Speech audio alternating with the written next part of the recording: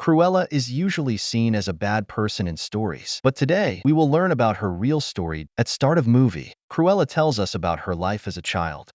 Her real name was Estella. She was born with unusual hair. Half of it was black and the other half was white. Because of her hair, people thought she was strange and stayed away from her. Estella lived with her mom, who raised her alone. When Estella started school, her mom told her to control herself. We learned that Estella not only had two colors in her hair, but also two sides to her personality. Sometimes she was kind, and other times she was mean. Her mom explained that she should behave nicely with other kids and control her bad side, but Estella often got into fights at school. She had only two friends, her dog and a classmate who studied with her. Estella fought every day, so she was kicked out of school. After this, Estella's mom decided to take her to London. Estella always dreamed of becoming a fashion designer, so she told her mom that in the big city, her dream might come true soon. When they arrived in London, Estella's mom went to see an old friend for help.